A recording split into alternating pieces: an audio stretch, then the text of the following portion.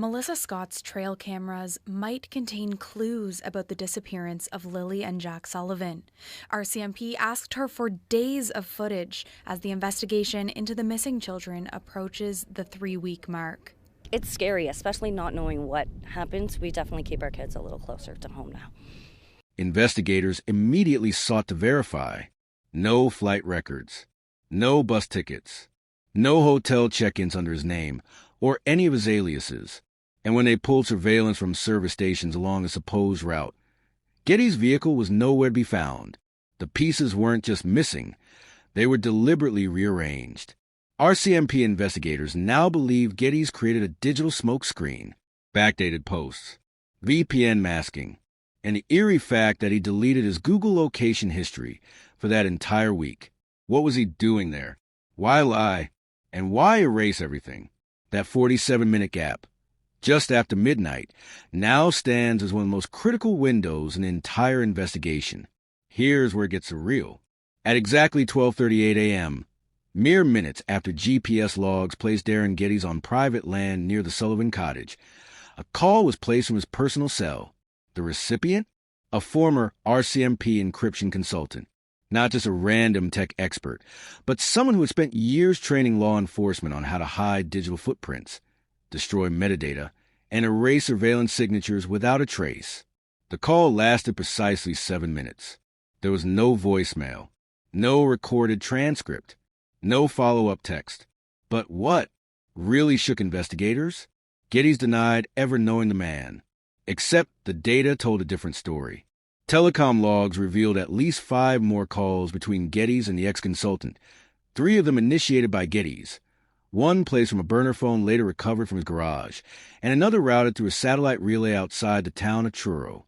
RCMP analysts confirmed the relay was only accessible by specialized hardware, typically used by private contractors and military-grade security firms. That changed everything. Geddes wasn't just some loudmouth internet sleuth playing detective. He was calculated, deliberate, and dangerously informed. His digital behavior, once brushed off as eccentric, now pointed to a level of premeditation that RCMP could no longer ignore. When forensic analysts gained access to his laptop, they discovered a string of highly sophisticated applications. File masking tools, drive cloakers, metadata scrubbers. All of them installed within the same 2-day window as the initial call. Hidden within the system were fragments of files, encrypted and renamed in hexadecimal strings, suggesting external file transfers, possibly related to video and GPS logs. Even more concerning, a secure, unlisted VPN tunnel had been established between Geddes' machine and an IP block registered in Switzerland, home to multiple darknet file hosting nodes. The VPN connection lasted exactly 19 minutes, then cut off. That connection occurred just hours after RCMP released their first appeal to the public for tips in the Sullivan case. What was he trying to send? What was he hiding? From that moment on, the case against Geddes escalated. RCMP formed a multi-jurisdictional task force, quietly pulling in cybercrime analysts from Ottawa and British Columbia. Internal memos, now partially leaked, confirmed that Geddes was no longer viewed as a person of interest, but as a potential perpetrator involved in obstruction, evidence, tampering, and possibly more. And yet, through it all, Geddes maintained his YouTube live streams, still ranting, still spinning theories, still pretending to be just another voice in the crowd. But now the question wasn't, what does Geddes know? It became, what did he do while everyone else was still looking the other way? Geddes had been interacting online with a woman close to the Sullivan family weeks before the children vanished, asking about routines, school hours, favorite spots. At the time, it seemed odd but harmless. The woman, a distant cousin of the children's mother, initially thought he was just another overly invested true crime follower. He had framed his questions as research for a podcast episode on missing children in rural areas. His tone?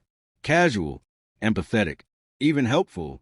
But now, through digital forensics and subpoenaed chat logs, investigators have uncovered something far more disturbing. Geddes wasn't just asking questions. He was logging them. Screenshots from his device show neatly organized folders. One labeled routine maps, Another titled Daily Patterns, L&J, time-stamped and color-coded by location. Messages he sent the woman included oddly specific questions. What time do they leave the house on Wednesdays? Do they always go to the same park after church? Is there anyone else who ever picks them up from school? Those questions didn't raise red flags then, but now, with the benefit of hindsight and evidence, they resemble something closer to pre-operational surveillance. Even more unsettling, Geddes never published that supposed podcast episode. In fact, there's no evidence it was ever real. Investigators also discovered deleted WhatsApp messages, partially recovered through cloud backups, that showed Geddes referencing blind spots near a local hiking trail and quiet times when the kids were usually alone. This wasn't just morbid curiosity. It was premeditated behavior. A timeline reconstructed by RCMP suggests Geddes began these interactions nearly 26 days before the children disappeared. At least 9 different messages centered on the kids' routines. He knew where they liked to play, what path they took home from school, and, most alarmingly, when they were least supervised. RCMP cybercrime units believe this level of planning indicates more than just interest. It points to intent. The woman who unknowingly gave him that information is now cooperating with law enforcement, visibly shaken by the realization. In a sworn statement, she said, "If I had known what he was doing, I never would have answered a single question." Now, prosecutors are building a case not just around obstruction, but around predatory behavior. Because Geddes didn't just stumble into the Sullivan case. He appears to have walked straight toward it, with a plan. The final piece, an encrypted voice message recovered by RCMP forensics. 42 seconds long, buried deep in a backup folder from an app Geddes had wiped clean. The file had no label, no timestamp metadata, but its contents left no doubt. It begins with static, then a pause. A man's voice, measured, unemotional, speaks clearly. He references Lilly and Jack by name. Then, the chilling line. Once they're gone, it gets quiet, too quiet. No fear, no hesitation, just a disturbing calmness, like someone documenting a thought, not confessing to a crime.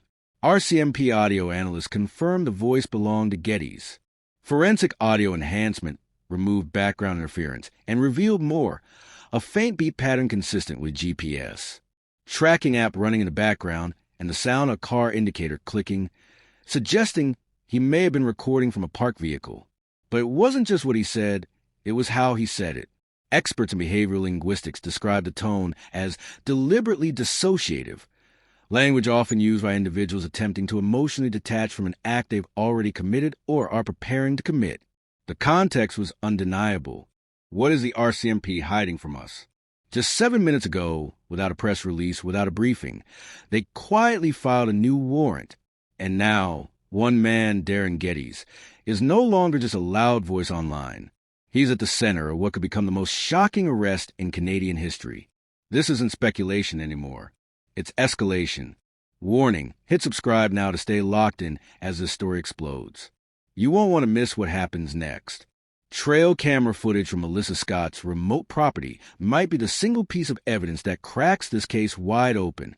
Weeks ago, Scott mentioned to a local volunteer that her cameras, motion-triggered infrared, and recording 24/7, might have picked up something unusual near the edge of her land. She hadn't reviewed it all, but something didn't sit right. That tip eventually reached investigators. Quietly, the RCMP moved. They didn't just ask for a clip. They requested everything. Days of raw, unedited footage spanning before, during, and after the night Lilly and Jack disappeared. What they found hasn't been made public. But internally, the tone shifted. One officer described the footage as unignorable. Another said it confirmed what some had feared. The children weren't alone near those woods. No press conference. No press release. Instead, an emergency meeting behind closed doors. A judge signed a new search and seizure warrant. No headlines followed, but something monumental had changed. The team watching Geddes, formerly one of dozens of persons of interest, has now pivoted. Surveillance intensified. Movements logged. Patterns cross-referenced. Melissa Scott's trail cameras, might have captured more than just wildlife that night. And now, inside RCMP's top investigative unit, officers are preparing, not for another interview, not for another tip line update, but for a charge. Formal, public, unavoidable. Geddes, once live streaming his theories from the comfort of his home, is now the quiet center of RCMP's most active file. And though nothing is official, yet every signal coming from within points to one thing. They're ready. And the moment the footage is processed and confirmed, Darin Geddes may no longer be a man of interest. He may be a man in custody. Darin Geddes isn't a suspect pulled out of thin air. For years, he's operated on the fringes, calling himself a truth seeker, posting videos full of speculation, inserting himself into local tragedies, and stirring the pot under guise of raising awareness. Loud, erratic, always online, always watching. And until recently, the RCMP dismissed him as just another chaotic voice in the digital storm. But now, that persona is disintegrating behind closed doors, and fast. According to internal sources, RCMP intelligence teams have begun reclassifying Geddes' role in the investigation. No longer a harmless agitator. No longer just online. He's being actively linked to possible obstruction of justice, deliberately feeding false leads, derailing timelines, contacting witnesses without legal cause, and perhaps most damning of all, tampering with key public narratives. It didn't stop at videos. Investigators believe Geddes may have knowingly interfered with ongoing searches by suggesting altered GPS coordinates, hosting live streams that misdirected volunteers, and even impersonating anonymous tipsters to muddy the waters. This isn't just unethical, it's illegal. And while Geddes was feeding his audience theories, the RCMP were quietly feeding his digital footprint to analysts.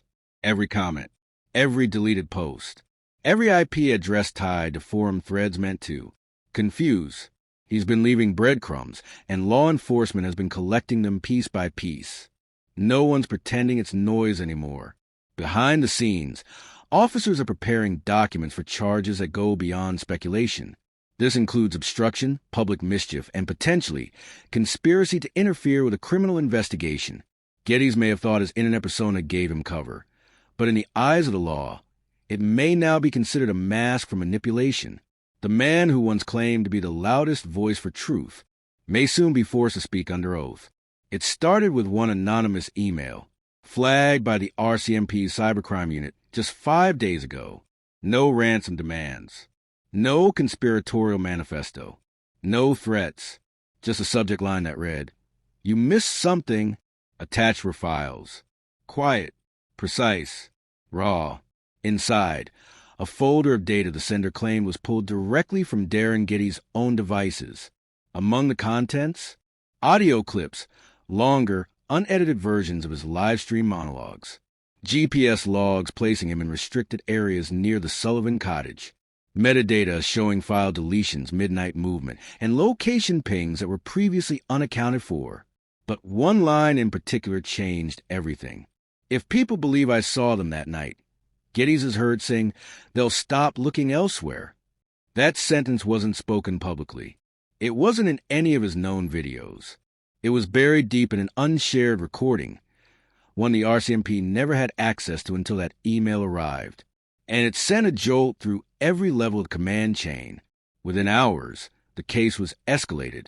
A quiet directive was issued from RCMP headquarters in Ottawa. This wasn't just a local investigation anymore. A multi-province task force was activated, bringing in cyber forensics, behavioral analysis teams, and federal warrant specialists. Because if this data was legitimate, and early analysis confirmed it, likely was, then Darin Geddes wasn't just a nuisance. He was now a person of significant interest, potentially holding back the very truth everyone's been searching for. They've traced the source of the email. It came from a disposable relay network, but experts believe it originated from someone close to Geddes. Maybe a former collaborator, maybe a guilty conscience. Whoever it was, they didn't want credit. They wanted investigators to see what had been missed. And what was missed might just change everything. Here's a longer, more immersive version of that section, with tension and pacing consistent with your true crime, documentary style. Publicly, Darin Geddes insisted he was out of province the night Lilly and Jack disappeared. An airtight alibi, he claimed. He even referenced supposed travel plans on live streams, hinting at a distant cabin, a digital detox, even posting an old photo to bolster the illusion. But the RCMP wasn't buying it. Cell tower data told a different story. Forensic analysis from telecom records placed Geddes just 20 minutes from the Sullivan property, at a remote pull-off near an old service road. His car was parked there